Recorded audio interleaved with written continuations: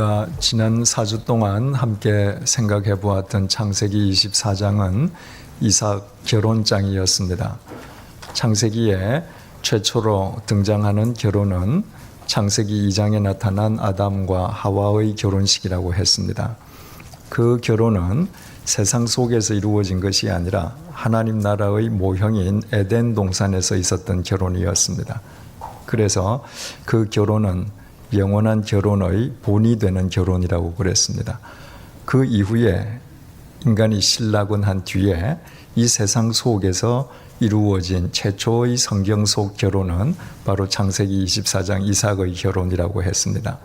노아도 결혼한 사람이었고 아브라함도 결혼해서 부부가 등장하지만 그들의 결혼식 자체의 이야기는 성경이 밝혀주지 않았거든요. 그래서 이삭의 결혼식이 세상에서 있었던 처음 결혼식이 되고 그 결혼식이야말로 창세기 2장에 나타난 영원한 본이 되는 아담과 하와의 결혼이 이 세상 속에서 적용된 결혼이라고 했습니다. 우리는 4주 동안 24장을 통해서 많은 것을 생각했는데 이제 앞으로 또 우리가 언제 창세기 24장을 접할는지 알 수가 없죠. 여하튼 우리가 결혼한 사람으로서 혹은 앞으로 결혼할 사람으로서 또는 자식을 결혼시킬 사람으로서 우리가 창세기 24장을 통해서 얻었던 교훈들 가운데 적어도 4가지는 늘 마음속에 새기고 있어야 되겠다 하는 생각으로 다시 한번 간략하게 정리를 해보겠습니다. 첫째로 결혼이라고 하는 것은 인생에 있어서 가장 크고 중요한 일륜 대사였다는 것입니다. 창세기는 총 50장으로 구성되어 있습니다. 그런데 그 50장으로 구성된 창세기 중에서 가장 내용이 긴 장이 바로 창세기 24장입니다. 그러니까 결혼이 그만큼 중요한 의미를 담고 있다 그런 얘기죠. 이삭의 결혼에 임하는 아버지 아브라함의 자세도 역시 마찬가지였습니다. 아브라함은 자기가 가장 신뢰하는 노종 엘리에셀에게 자기 아들을 위한 아내를 선택해 올 것을 부탁할 때 바로 그 엘리에셀로 하여금 자신의 사타구니 밑에 손을 넣고 맹세하게 하지 않았습니까? 유대인들은 일평생에 가장 중요한 일을 협약하거나 맹세시킬 때 자신의 사타구니 밑에 상대방의 손을 놓고 맹세하게 했다고 했습니다. 바로 생명을 걸고 서로 이행한다는 얘기가 되는 것이죠. 그래서 창세기 47장 보면 야곱도 평생에 딱 한 번 자기 사타구니 밑에 상대로 하여금 손을 놓고 맹세하게 한 적이 있었는데 바로 애굽에서 자기 아들 요셉에게 맹세시킨 것이었습니다. 요셉이 이집트의 국무총리여서 야곱의 식구가 다 이민 가지 않습니까? 그런데 마지막에 이제 야곱이 수가 다 되어서 죽기 직전에 사랑하는 아들 요셉에게 자기 사타구니에 손을 넣고 내가 죽거든 내 시신을 애굽에 묻지 않고 내 조상이 묻힌 가나안 땅으로 가서 장사 지낸다고 맹세해라 할 때 바로 그 맹세를 시켰단 말이죠. 그 야곱이 일평생에서 그보다 더 중요한 일은 없다고 생각한 것입니다. 그런데 창세기 24장에서 아브라함의 나이는 140세지 않습니까? 그러니까 140년을 아브라함이 살아가면서 처음이자 마지막으로 상대에게 자기 사타구니에 손을 놓고 맹세하게 한 것이 바로 이삭의 결혼이었습니다. 그러니까 아브라함은 이 세상에서 살아가는 동안에 하나님과의 관계 이외에 인간사 중에서 가장 중요한 일은 자기 아들 이삭의 결혼이라고 인식하고 있었던 것입니다. 왜 결혼이 그렇게 중요할까요? 창세기가 히브리 말로 쓰여지지 않았습니까? 그런데 그 히브리어 원문을 보면 창세기 제목이 베레시트라고 붙어 있습니다. 이 구약 성경을 보면 구약 성경은 제목들이 따로 없었습니다. 그래서 그 책에 나오는 첫 단어가 그 책의 제목이에요. 그러니까 유대인들은 그 책에 나오는 제일 첫 제목을 이야기하면 아, 저건 창세기 얘기구나 이렇게 알아듣는 겁니다. 그래서 히브리 말로 베레시트 이것이 제일 처음에 나오는 단어인데 그 뜻이 우리말로는 태초에라고 번역되었습니다만은 그 본래 뜻은 시초에 이런 말이에요. 처음에. 그런데 주전 250년경에 유대인들이 이 히브리 말을 헬라어로 번역을 하면서 제목을 붙였는데 그 제목이 게네시스입니다. 영어로 제네시스죠. 그 뜻도 기원, 내력, 발생 이런 말입니다. 그런데 그 게네시스라고 하는 말을 우리말로 번역을 할 때 그 말이 뭘로 바뀌었느냐면 창세기 이렇게 된 겁니다. 하나님께서 세상을 창조하신 이야기다. 그래서 창세기 하면 우리하고는 특히 먼 세상 창조의 이야기라고 늘 우리가 생각하게 되는데 새신자본에서 말씀드렸습니다마는 창세기 50장 가운데에 창세기 하나님께서 세상을 창조하시고 우주 만물을 창조하신 이야기는 창세기 2장에서 끝나버립니다. 3장부터는 무슨 이야기라고 그랬습니까? 엄밀한 관점에서 이야기하면 창가정기라고 그랬습니다. 하나님께서는 아담과 하와의 가정을 선택하셨습니다. 그 후손들이 타락했습니다. 그래서 하나님께서는 노아 부부와 그 자식들 8식구 그 가정을 선택하셨습니다. 그들이 또 잘못된 길을 갔습니다. 그래서 하나님께서는 아브라함 가정을 부르시는 거예요. 그리고 이삭 가정을 세우시고 야곱 가정을 세우시고 그 가정들을 통해서 어떻게 역사하셨는지를 보여주는 책이 바로 창세기입니다. 첫 번째 책인 것이죠. 하나님께서는 가정을 그만큼 중요하게 간주하신다는 것입니다. 왜 가정이 중요할까요? 이미 말씀드린 것처럼 두말할 것도 없이 가정은 한 사회를 이루는 가장 기본적인 단위이기 때문이란 말입니다. 한 사회가 밝고 건강하다, 한 나라가 건강한 나라다. 결국 그 나라를 이루는 가정들이 건강한 나라입니다. 아무리 군대가 막강해도 아무리 그 나라의 권세가 하늘을 찔러도 가정들이 병들면 로마 제국처럼 하루아침에 무너지는 것입니다. 병든 나라는 두말할 것도 없이 각 가정이 병든 나라지 않습니까? 이처럼 사회도 국가도 가장 기본적인 단위가 가정이기 때문에 가정은 더없이 중요하고 그래서 성경의 첫 번째 이야기는 하나님께서 가정을 세우신 이야기로 시작된단 말이에요. 그런데 그 가정의 출발점이 결혼이란 말입니다.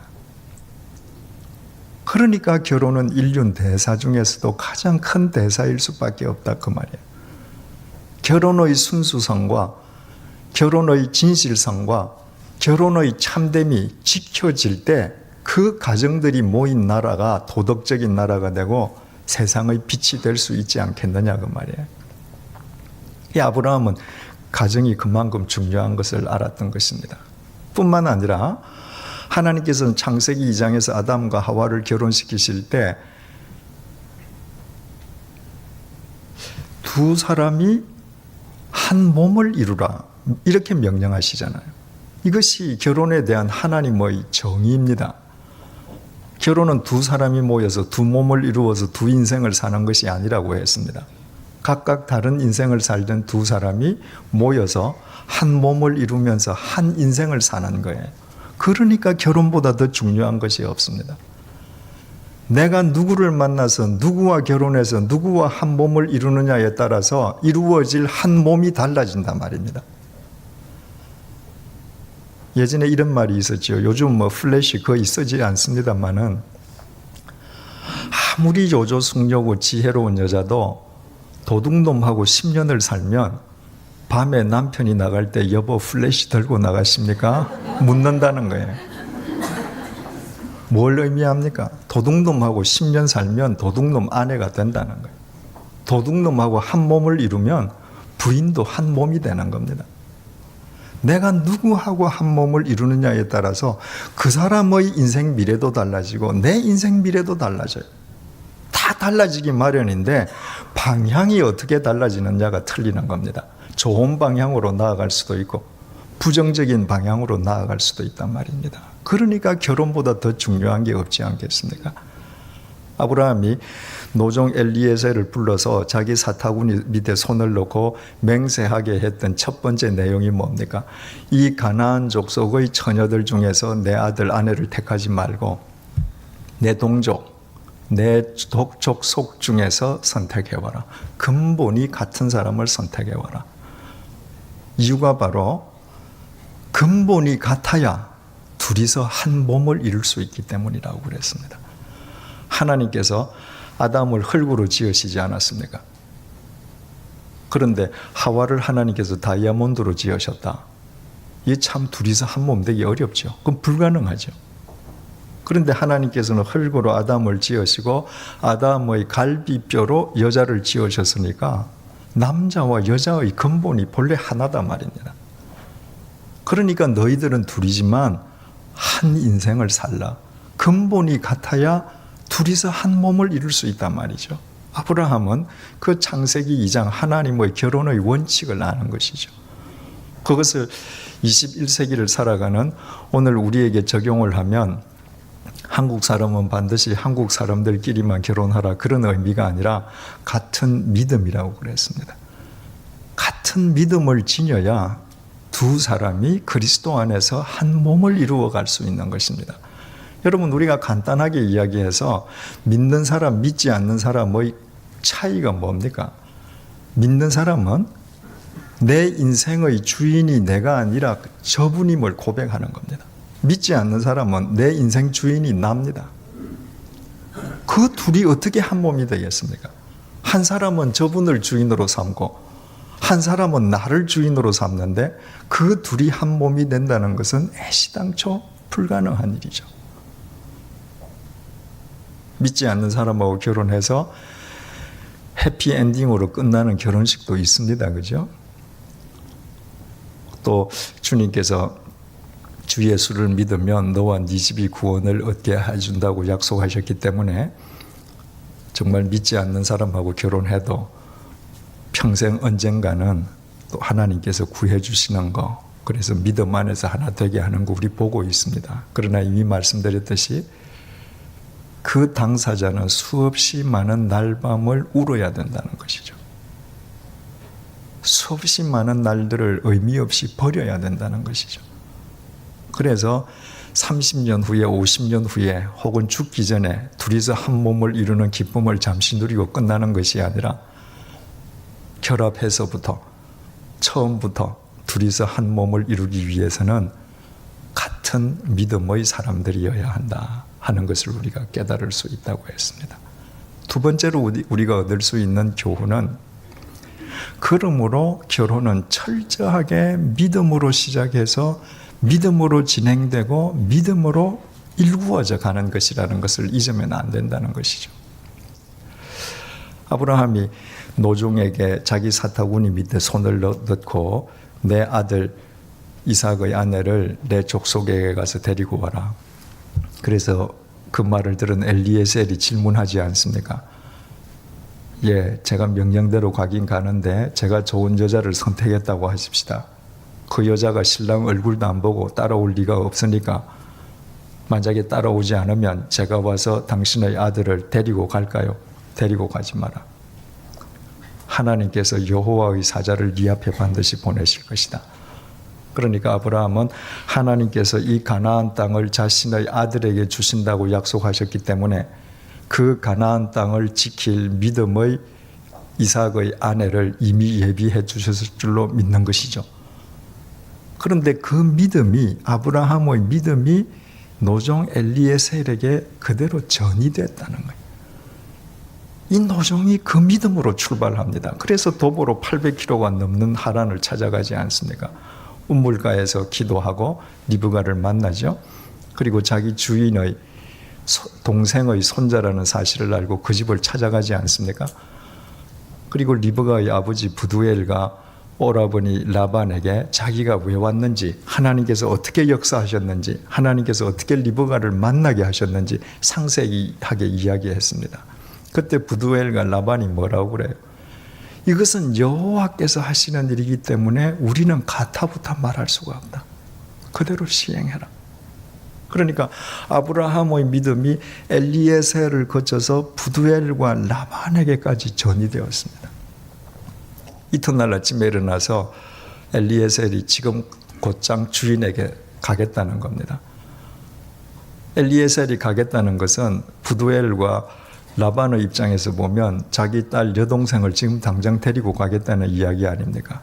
이제 헤어지면 죽을 때까지 못 만날는지도 모르기 때문에 그래도 한 열흘은 있다 가야 되지 않겠냐. 가야 되겠다는 겁니다. 그래서 그 부모가 리브가를 부르지 않습니까? 자기 딸은 자기네들 편을 들겠지 하고 불렀는데 리브가가 저 당장 가겠습니다.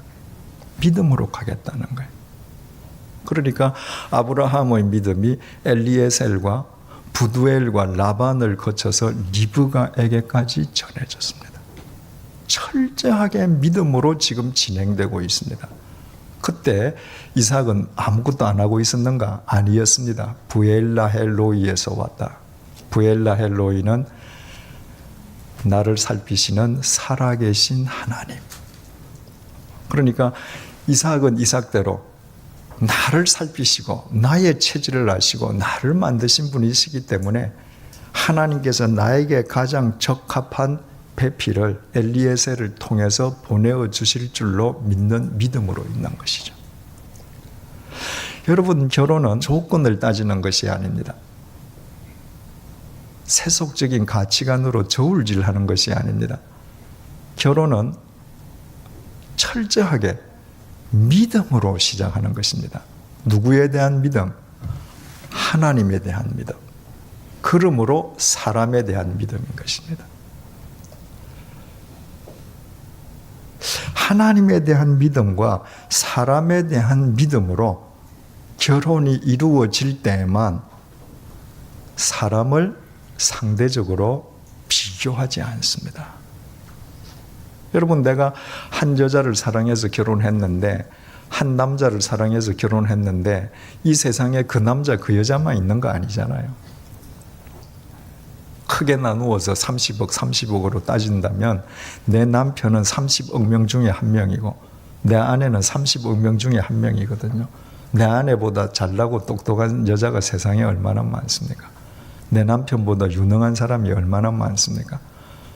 하나님께서 내게 한 몸을 이룰 배필로 주신 분이 이분이라는 절대적인 믿음이 없으면 내 상대를 다른 사람과 비교하게 되는데 그보다 더 큰 불행이 없는 것입니다. 하나님에 대한 절대적인 믿음이 없으면 내 며느리를 끊임없이 다른 집 딸, 다른 집 며느리하고 비교하는 거예요. 내 사위를 계속 다른 집 사위하고 비교하는 것입니다. 여러분, 우리는 결혼할 때 당사자의 믿음만 중요시하는데 이삭의 결혼은 당사자의 믿음으로 시작하는 것이 아니라 주위 사람의 믿음으로 먼저 시작했잖아요.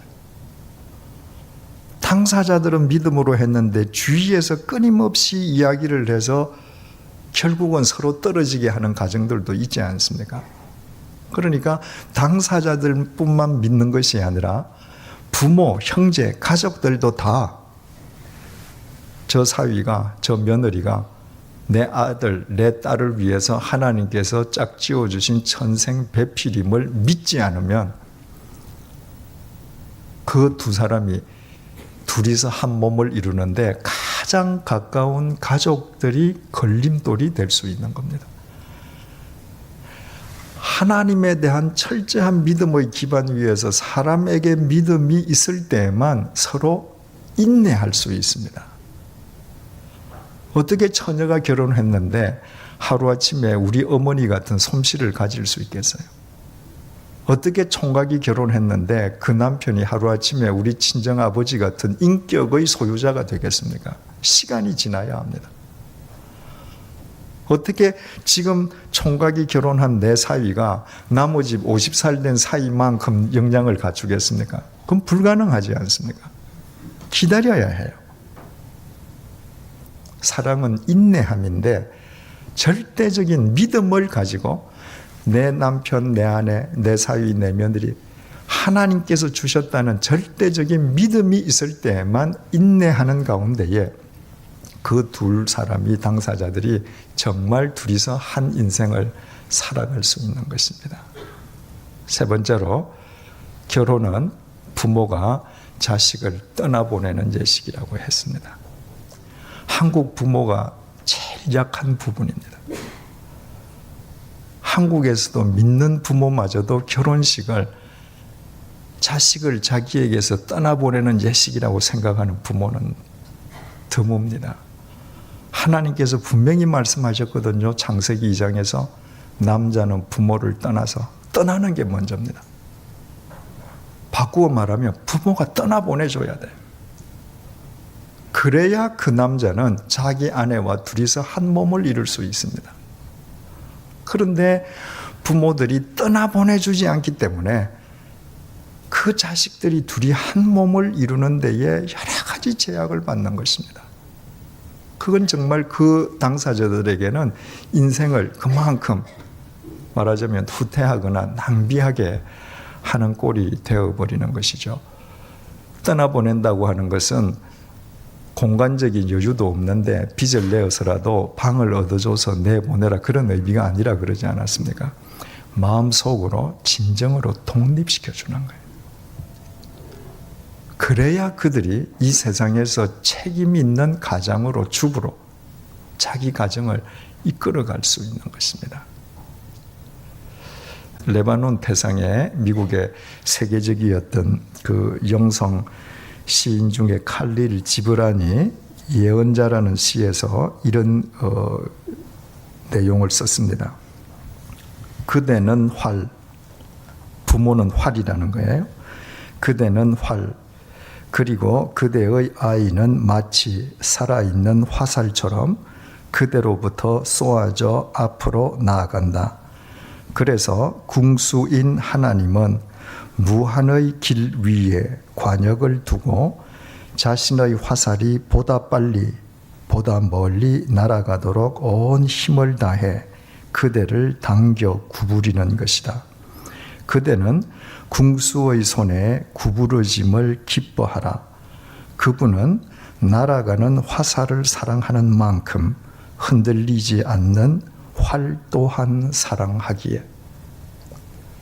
여러분, 궁수가 활을 당겨요. 그리고 그 화살을 시위에 먹여서 당겨서 관역을 맞추지 않습니까? 관역이 멀면 멀수록 이 활을 더 당깁니다. 그런데 당기려는데 이게 안 당겨져요. 이거 버리는 겁니다.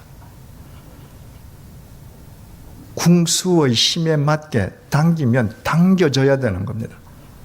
그래서 화살을 쏘았을 때 이 활이 많이 구부러질수록 이 화살은 더 멀리 갑니다.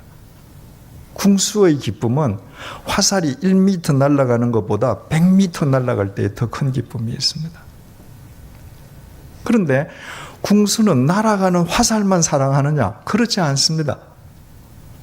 그 화살을 쏘아주기 위해서 자기가 힘을 당기는 만큼 구부러지는 활도 똑같이 사랑하는 것입니다.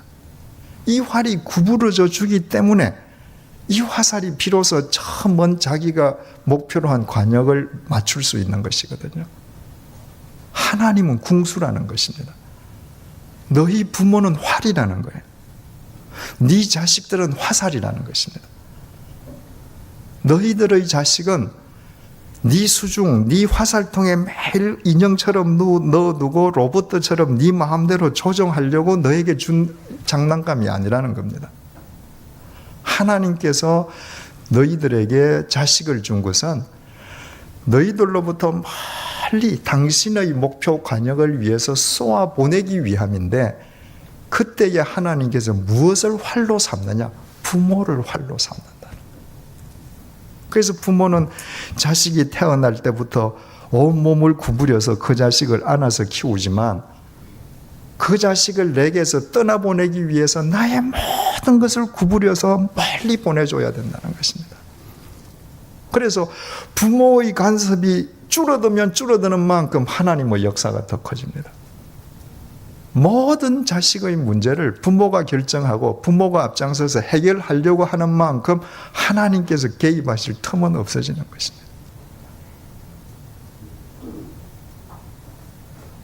하나님께서 우리 자식들을 우리에게 맡겨주신 것은 그 자식들에게 정말 하나님의 바른 신앙과 이 세상에서 어떤 가치관으로 살아야 할 것인지를 깨우쳐서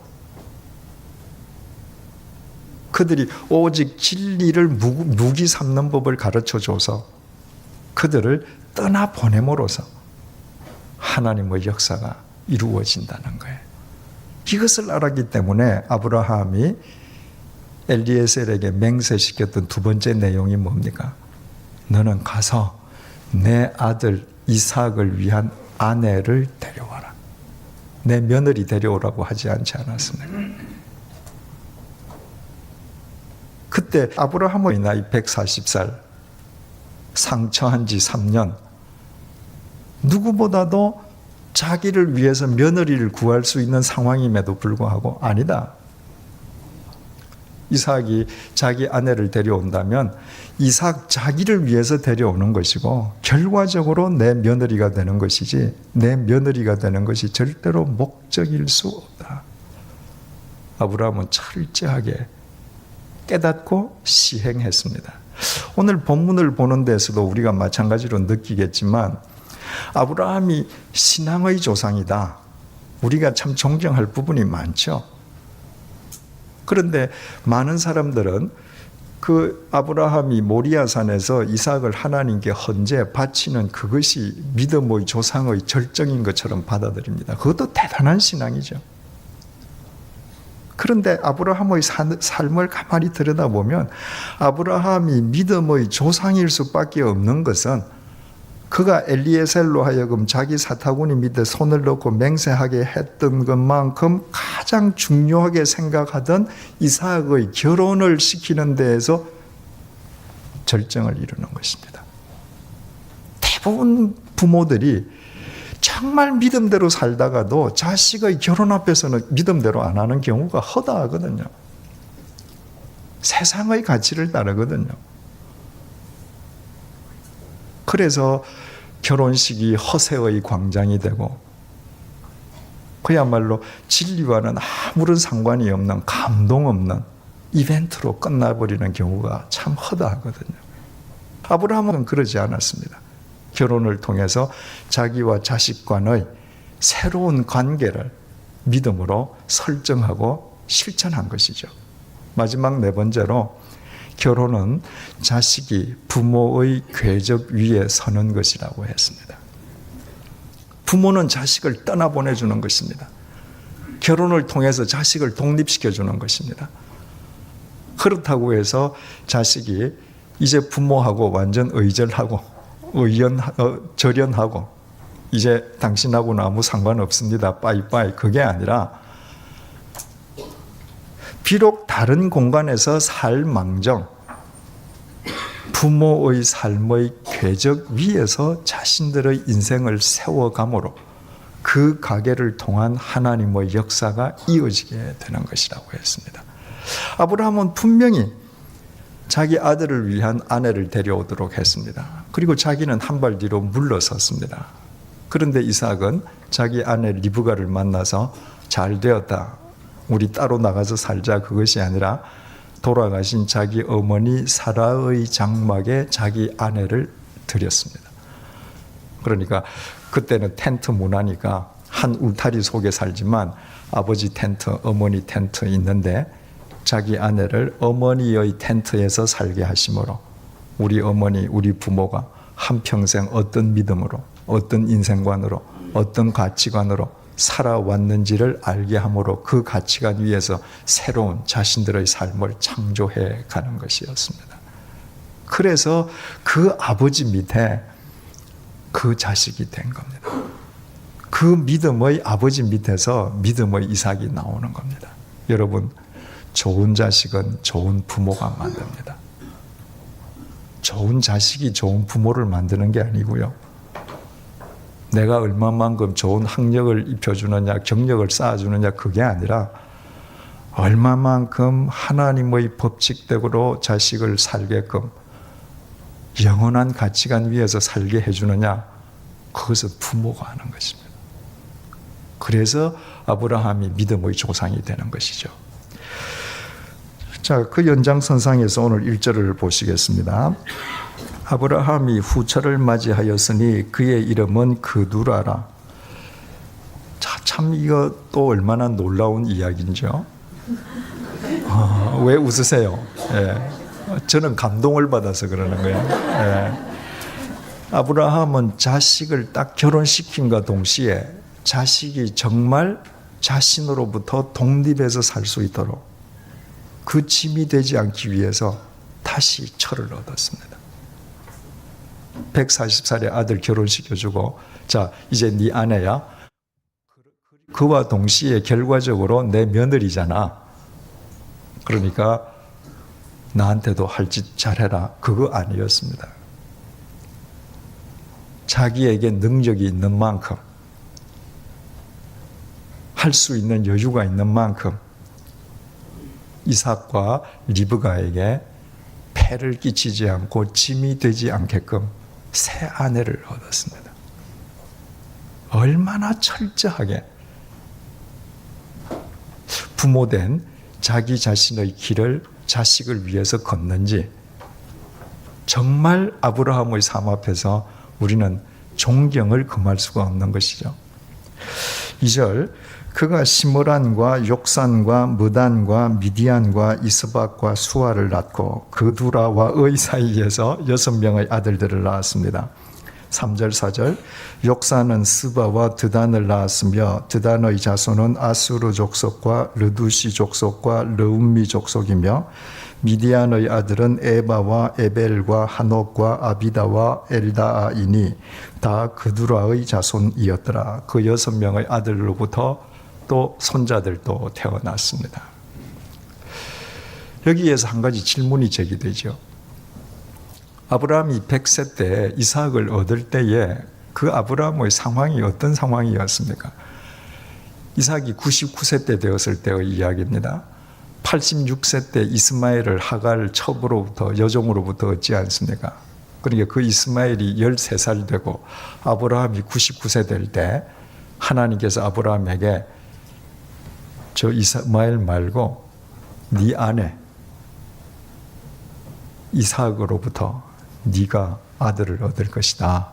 그랬더니 아니 저 아내 사라로부터 죄송해요. 틀리면 이처럼 즉각 반응해 주세요. 창세기 17장 17절에서 18절입니다. 아브라함이 엎드려 웃으며 마음속으로 이르되 100세 된 사람이 어찌 자식을 낳을까? 사라는 90세니 어찌 출산하리요 하고 아브라함이 이에 하나님께 아뢰되 이스마엘이나 하나님 앞에 살기를 원하나이다. 그러니까 그때 자기 아내도 이미 생리가 끊어졌을 뿐만 아니라 아브라함 자기도 생산의 능력을 상실했던 사람입니다.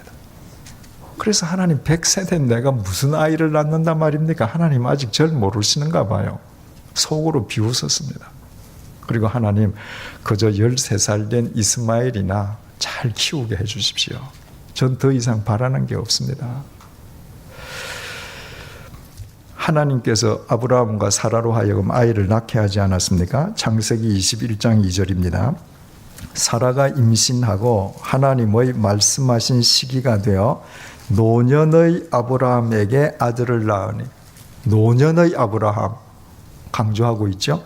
또 창세기 21장 7절에 사라가 말을 합니다. 사라가 자식들을 젖 먹이겠다고 누가 아브라함에게 말하였으리요마는 아브라함의 노경에 내가 아들을 낳았도다. 사라도 아브라함의 노경에 내가 아들을 낳았다. 그러니까 노년, 노경을 강조합니다. 왜냐하면 늙어서 생산할 수 없는 남편, 이걸 지금 강조하는 거예요. 그래서 히브리서 11장 12절은 더 정확하게 이렇게 표현했습니다. 이러므로 죽은 자와 같은 한 사람으로 말미암아, 아브라함을 가리켜서 죽은 자와 같은 한 사람으로 말미암아 하늘의 허다한 별과 또 해변의 무수한 모래와 같이 많은 후손이 생육하였느니라. 죽은 자와 같은 사람 누구예요? 아브라함. 어떤 상태의 아브라함? 생산의 능력을 가질 수 없는, 그래서 죽은 사람과 진배 없었던 아브라함 그 한 사람으로 인해서 그의 후손이 하늘의 별처럼 바닷가의 모래처럼 많아졌다는 것입니다. 하나님께서 역사해 주셨기 때문이면 우리 이미 배우지 않았습니까? 이 주석가들 가운데에서는 이 본문을 이건 순서가 잘못되었다. 성경에서. 그래서 이 이야기는 이삭을 결혼시킨 이후의 이야기가 아니고 사라가 살아있을 때 아브라함이 생산의 능력을 갖고 있을 때의 이야기일 것이다. 이렇게 말하는 학자들이 소수가 있습니다. 그러나 그분들은 이 성경이 주고자 하는 메시지의 의미를 잘 받아들이지 못한 거죠. 이 메시지가 주고자 하는 의미가 뭔가? 하나님께서 아브라함의 99세 때에 생산의 능력이 끊어진 아브라함으로 하여금 이삭을 낳게 하셨는데 하나님의 회복은 단회적인 일시적인 회복으로 머물지 않는다는 것입니다. 그 이후에 아브라함이 140세가 넘었는데도 자기 자식 이삭을 결혼시키고 나서 자기 삶을 자기가 아들에게 짐이 되지 않고 꾸려나가려고 할 때 하나님께서 그 생산의 능력을 그대로 지니게 해주셨다는 것입니다. 여러분, 그래서 하나님은 우리의 하나님이십니다. 하나님께서 만약에 우리를 회복시키시되 한 시점, 한 순간에만 회복시키시고 끝난다. 그 하나님의 능력은 영원한 전능한 능력일 수 없죠. 그렇다면 우리가 그 하나님을 어떻게 믿겠습니까? 하나님께서 죄의 노예였던 우리를 예수 그리스도 안에서 새로운 피조물로 회복시켜 주셨는데 그 회복은 단 일회적인 회복, 일시적인 회복이 아니라 영원한 회복이기에 우리는 그분의 지속적인 은혜와 능력 속에서 새로운 피조물로 죽을 때까지 살아갈 수 있는 것입니다.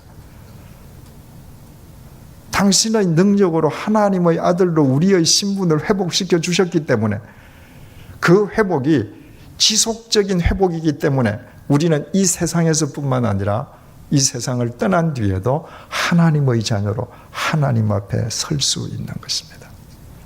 이 회복의 지속적이고도 영원한 능력을 믿을 때 우리는 하나님께 우리의 삶을 온전히 의탁할 수 있는 것입니다. 5절, 아브라함 이삭에게 자기의 모든 소유를 주었고, 아브라함 이삭에게 자기의 모든 소유를 주었는데 우리말은 모든 소유를 주었다 이렇게 되어 있지만 히브리어 원문에는 아브라함이 자기가 소유하고 있는 모든 것을 주었다. 같은 말 같죠? 자기의 모든 소유를 주었다. 이게 우리 번역이고 히브리 말은 자기가 소유하고 있는 모든 것을 주었다. 언뜻 같은 이야기인 것 같지만 같은 이야기가 아니에요. 우리말 성경처럼 자신의 모든 소유를 주었다고 하면 우리말 소유라는 의미는요, 동산이나 부동산처럼 물질적인 것을 의미합니다. 아브라함이 자기 물질적 재산만 줬다는 얘기예요. 그런데 이 소유라고 하는 말이 형용사가 되면 아브라함이 자기가 소유한 모든 것을 주었다고 하면 물질적인 것뿐만 아니라 영적인 것, 정신적인 것 다 포함되는 것입니다. 아브라함은 자기 동산, 부동산만 준 것이 아니었습니다. 하나님께서 자기에게 주셨던 언약까지 준 것입니다. 자기 아버지로부터 이어받은 육적인 가정만 준 것이 아니라 하나님의 은혜 속에서 이루어진 영적인 가정을 유산으로 준 것입니다. 그래서 그 이삭이 위대한 신앙의 이삭으로 성경 속에 살아있게 되는 것입니다. 여러분은 자식들에게 무엇을 유산으로 주시기 위해서 애쓰십니까? 오늘이라도 하나님께서 부르신다면 아브라함처럼 자식에게 줄 언약의 말씀이 있습니까? 여러분이 유언 한마디도 하지 않고 세상을 떠난다 할지라도 그 자식들이 여러분으로부터 내가 받았다고 하나님과 사람들 앞에서 간증할 영적 재산이 무엇이 있겠는가? 우리 생각해 봐야 되는 것이죠. 또 6절, 자기 서자들에게도 재산을 주어 자기 생전에 자기 생전에 그들로 하여금 자기 아들 이삭을 떠나 동방 곧 동쪽 땅으로 가게 하였더라. 여러분, 우리는 아브라함 앞에서 또다시 머리를 숙이게 됩니다. 아브라함은 이삭을 결혼시킨 뒤에 자기 삶은 자기가 능력이 있는 한 꾸려가기 위해서 다시 철을 얻었습니다. 그리고 6명의 아들을 얻었습니다. 여러분, 숫자를 놓고 보면 어떻게 돼요? 6대 1입니다. 그대로 가만히 두고 아브라함이 죽으면 어떻게 될까요? 이삭이 그 가계를 이어받지 못합니다. 그 6명한테 어떻게 당해요? 그리고 여러분, 그 북한의 김정일 국방위원장이 지금 누구에게 물려줘요? 자기 정권을. 장남한테 안 물려주잖아요. 자기가 더 사랑하던 죽은 부인의 그 장남이 아니고 자기가 더 사랑하던 여자가 낳은 아이 중에서도 제일 막내, 제일 귀여운 아이. 여러분, 사람이 나이가 들어갈수록 아이를 낳으면 그 예뻐서 못 견딘다면서요. 예? 그러니까 이삭을 다 정리해버리고 이거 뭐 막내한테 주든가 이렇게 해야 될 터인데 자기는 그렇게 살았지만 자신이 떠나고 난 뒤에 하나님의 약속을 이어받은 이삭에게 서로의 걸림돌이 되지 않도록 자기 생전에 정리를 했습니다. 그래서 그두라에게 난 자식들에게도 재산을 주고 사는 공간도 멀리 동쪽으로 가서 살도록. 그래서 이 후손들이 아라비아 반도를 중심으로 해서 살던 아람 민족이 되었다고 합니다. 아랍이 아니고, 아랍은 이스마엘 후손들이고 이 그두라의 자식들은 아람 민족이 되었다고 합니다. 그러니 보십시오. 아브라함은 매사가 철저했습니다. 아브라함도 실수할 때가 많이 있었잖아요. 그죠? 뭐 가나안을 버리고 이집트를 가기도 하고 자기 아내를 누이라고 속이기도 하고 아브라함의 믿음이 선으로 가다가 점으로 끊어진 적들이 분명히 있었습니다. 그러나 노년의 아브라함, 특히 자식을 결혼시킬 때의 아브라함의 믿음은 선으로 계속 이어집니다. 그리고 자기가 이 세상을 떠난 뒤에 어떤 후유증도 안 남도록 자기 삶으로 인해서 누구에게도 문제가 일어나지 않도록 깨끗하게 매듭짓고 정리했습니다. 이것이 믿음의 조상입니다. 제가 성숙자반에서 죽음을 정의할 때 제가 내게 있는 책이라는 데서 썼던 그 정의를 이야기해 드린 적이 있는데 그 중에서 이런 것이 있죠. 죽음은 내가 지금 오늘 하는 일을 내일 다른 사람이 하는 겁니다. 우리는 오늘 부엌에서 밥을 짓던 사무실 책상 위에서 사물을 보던 내일도 내가 당연히 한다고 생각하거든요. 그렇지 않습니다. 내일도 내가 한다는 보장이 없는 거예요. 또 죽음은 다른 사람이 내 책상 서랍을 여는 거라고 그랬죠. 다른 사람이 내 캐비넷을 여는 것입니다. 다른 사람이 내 금고를 여는 것입니다. 그 번호를 이 세상에서 나만 안다고 가정하십시다. 내가 죽고 나면요, 금고쟁이 불러서 엽니다. 이것이 죽음임을 알면 내일 누가 내 일을 이어받든지 그 일이 아무런 후유증과 문제가 남지 않도록 항상 깨끗하게 정리해야죠. 다른 사람이 내 서랍을 열고 내 금고를 여는 것이 내 죽음인 줄 알면 내 금고에 들어있는 것 때문에 내가 죽고 나서 내 자식들이 원수가 안 되게 살아있을 때 내가 정리해야죠. 그거 못해서 평생 애쓰고 모아놓은 다음에 자신이 모아놓은 것 때문에 자식들 원수되게 만든 어리석은 부모가 얼마나 많습니까? 아브라함은 그렇지 않았습니다. 여러분, 믿음은 우리가 교회에 찾아와서 하나님께 기도드리고 찬송드리고 하나님의 말씀을 듣는 그 자체가 믿음이 아닙니다. 그것은 시작인 것이죠. 믿음은 삶으로 선으로 지속된다고 그러지 않았습니까?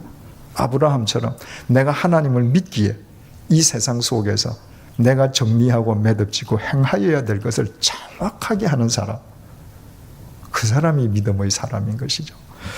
7절 아브라함의 향년이 175세라.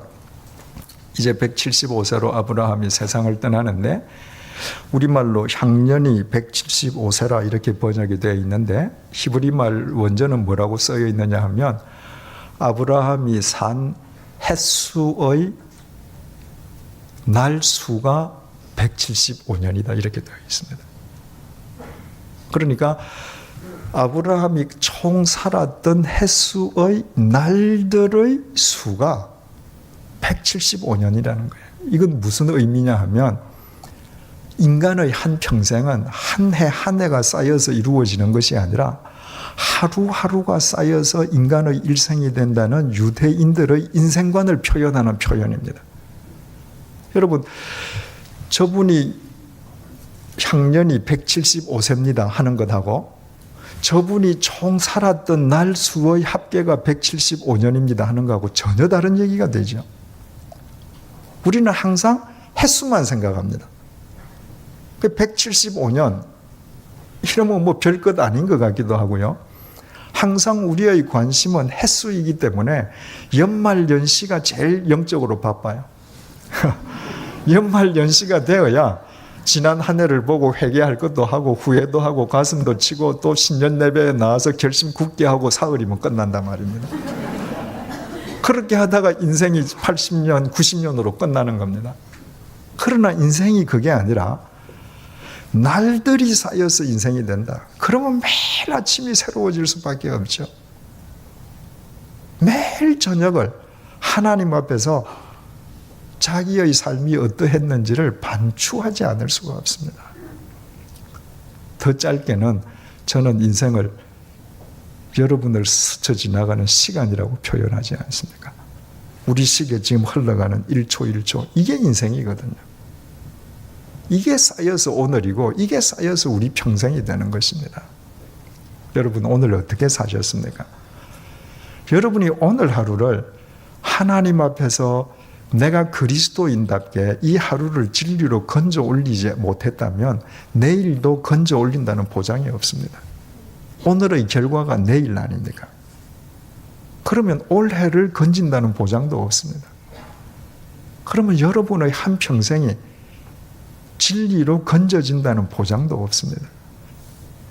흘러가는 이 1초, 우리가 아침에 맞는 이 하루의 소중함, 절대성을 깨달을 때에 우리의 일생이 하늘의 별처럼 빛날 수 있는 것이죠.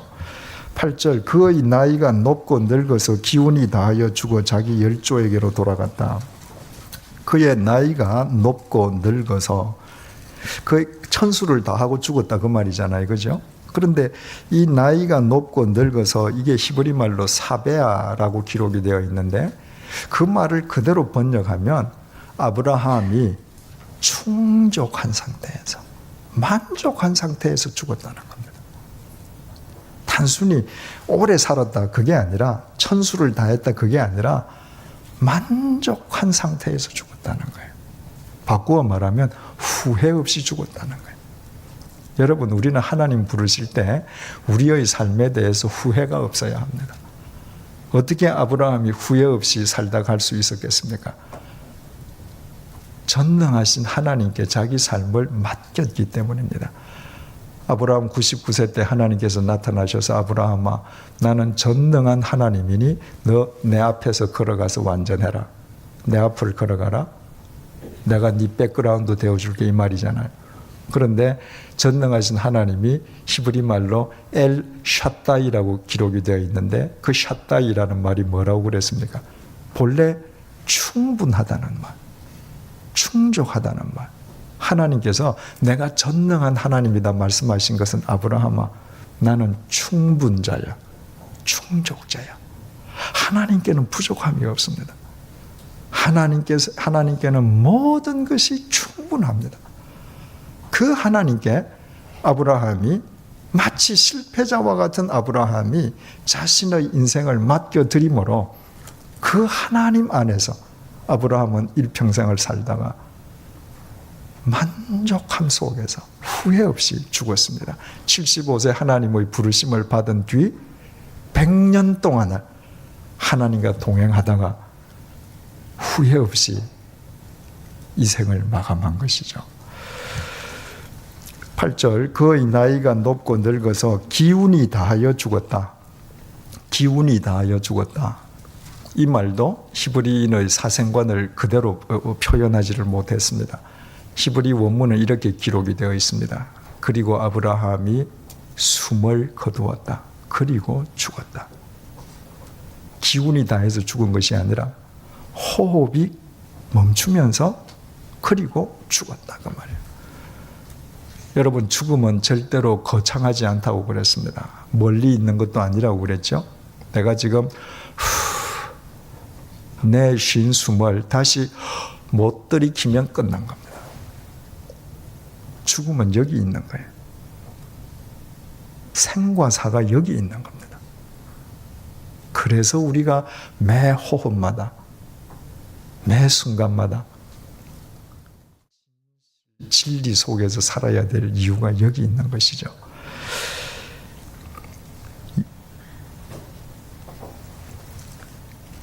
이사야서 2장 22절 말씀입니다. 너희는 인생을 의지하지 말라. 그의 호흡은 코에 있나니 샘할 가치가 어디 있느냐. 하나님 말씀이에요. 네 인생 너 그 코끝에 달려있는 거예요. 그거 의지하지 마라. 그 호흡을 주시는 하나님, 나를 의지하라. 그 말씀인 것이죠. 8절, 그의 나이가 높고 늙어서 기운이 다하여 죽어 자기 열조에게로 돌아갔다. 이제 아브라함이 죽은 것을 자기 열조에게로 돌아갔다. 유대인식 표현이죠. 하나님 앞으로 갔다는 것을 이렇게 표현을 했습니다. 여러분, 우리의 죽음은 끝이 아니고 우리는 다 하나님 앞에 서야 될 사람들입니다. 그때 내가 하나님 앞에 어떤 모습으로 설 것인가? 그것이 우리의 삶 속에서 떠나지 않는 믿음으로 각인된다면 우리는 무의미한 삶을 쫓지는 않을 수 있겠죠. 9절, 그의 아들들인 이삭과 이스마엘이 그를 마므레 앞 헷 족속 소할의 아들 에브론의 밭에 있는 막벨라 굴에 장사하였으니 드디어 이스마엘도 등장했습니다. 아브라함이 몇 세에 죽었다고요? 175세. 이삭의 나이가 몇 살입니까? 75세. 이스마엘은요? 89세. 75세 된 아들과 89세 된 아들, 두 아들들이 이복 형제지요. 서로 적자서자입니다. 한 아버지 아브라함의 장사를 치렀습니다. 그러면 이삭이 75년을 사는 동안에 이스마엘이 89년을 사는 동안에 얼마나 많은 죽음을 받겠습니까? 여러분, 우리가 일평생 살아갈 때 수많은 장례식에 참여하게 돼요. 어떤 장례식은 정말 내가 가고 싶어서 가고, 어떤 장례식은 형식적으로 가고, 어떤 장례식은 가기 싫지만 체면 때문에 가고, 어떤 장례식에서는 장례식이 거행되는데 머릿속으로 계속 딴 생각하다가 옵니다. 그러나 부모의 장례식은 다릅니다. 그 부모가 인자했느냐, 그 부모가 가난했느냐, 그 부모가 훌륭한 삶을 살았느냐, 그 상관없이 나를 낳아주신 부모가 돌아가셔서 그 부모의 시신에 수의를 입히고 입관하고 하관하고 매장하고 혹은 화장하거나 매장하면 그 부모의 장례식을 통해서는 어떤 장례식에서도 깨닫지 못한 것을 깨닫고 결심하게 됩니다. 대개 둘 중의 하나죠. 내 아버지처럼 살아야지, 어머니처럼 살아야지. 내 아버지처럼 안 살아야지, 어머니처럼 안 살아야지. 여러분은 나중에 여러분들 자식들이 장례식을 치를 때 어떤 생각으로 치를 것 같습니까? 오늘 하루하루를 우리가 어떻게 사느냐? 해답은 그 속에 있는 것입니다. 멀리 있지 않습니다. 10절, 그 이삭과 이스마엘이 아버지를 막벨라 굴에 장사했는데 그 막벨라 굴은 어떤 곳인가? 이것은 아브라함이 헷 족속에게서 산 밭이라. 아브라함과 그의 아내 사라가 거기 장사되니라. 아브라함이 헷족속이 그냥 가지라고 하는 것을 굳이 설득해서 돈으로 주고 샀지 않습니까? 그래서 창세기 23장 18절, 창세기 23장 20절에 그 땅이 아브라함의 소유지로 확정되었다는 걸 2번씩 반복되어 있는데 여기서도 또 강조합니다.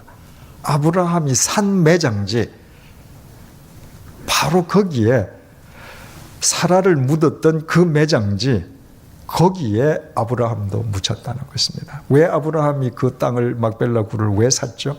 하나님의 말씀을 믿었기 때문입니다. 하나님께서 분명히 말씀하시지 않았습니까? 네 후손들이 이집트에서 400년 동안 노예살이 할 것이다. 400년이 지나서 이 땅으로 돌아올 것이다. 그 말씀을 믿었습니다. 그러므로 내 후손들이 이집트에서 400년 동안 사는 동안에 그들의 인생의 목표가 이집트가 되는 것이 아니라 영원한 가나안 땅이 되기 위해서는 가나안 땅에 교두보가 필요했던 것입니다. 그 교두보를 막벨라 굴로 삼고 자기의 아내를 먼저 묻고 아브라함 역시도 거기에 묻혔습니다. 그래서 아브라함은 자신의 죽음을 단순한 죽음으로 끝내지 않고 영원한 가나안을 향한 이정표로 세워주고 떠났습니다. 그래서 부모의 죽음은 자식들에게 줄 수 있는 가장 위대한 마지막 선물이 됩니다.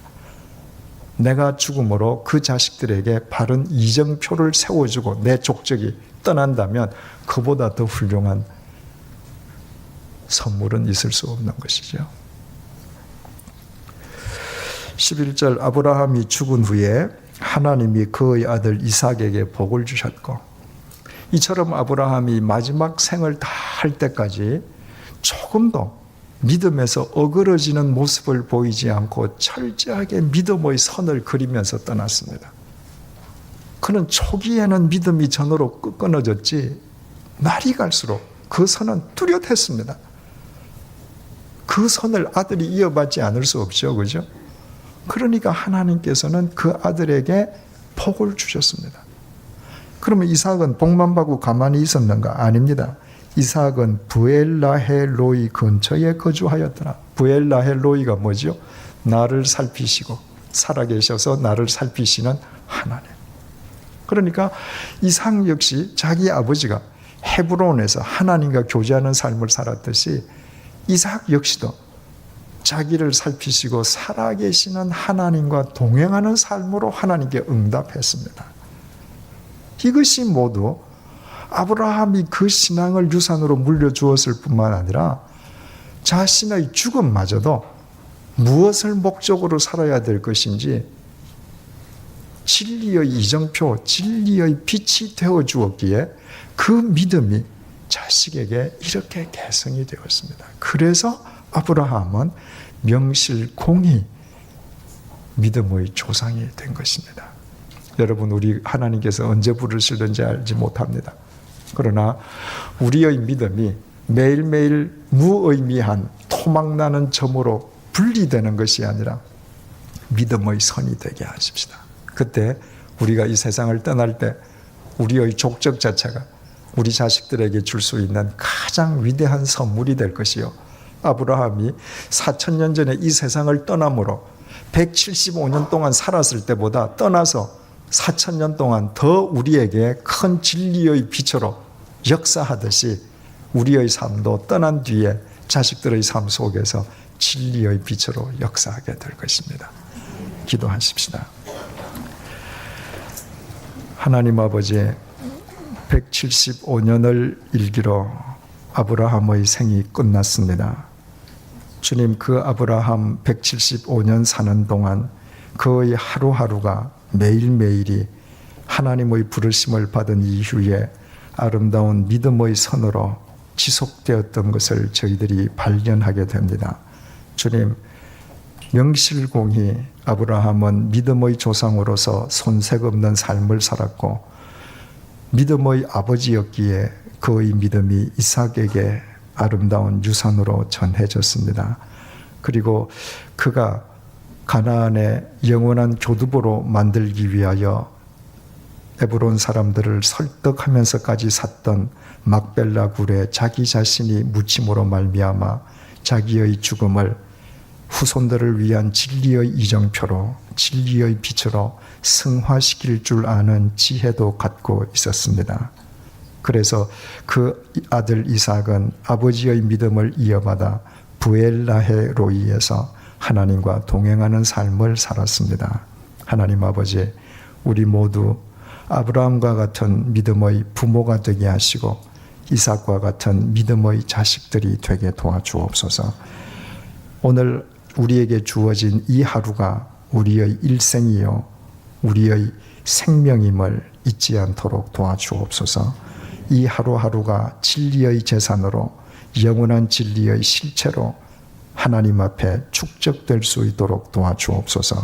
그리하여 우리의 삶 자체가 우리가 떠난 뒤에 우리의 자식들에게 남겨줄 가장 위대한 유산이 되게 도와주시고, 우리가 살아있을 때보다 우리가 이 세상을 떠난 뒤에 우리의 삶의 족적이 더 많은 사람들에게 진리의 빛으로 역사할 수 있도록 은총을 베풀어 주옵소서. 예수님 이름으로 기도드립니다. 아멘.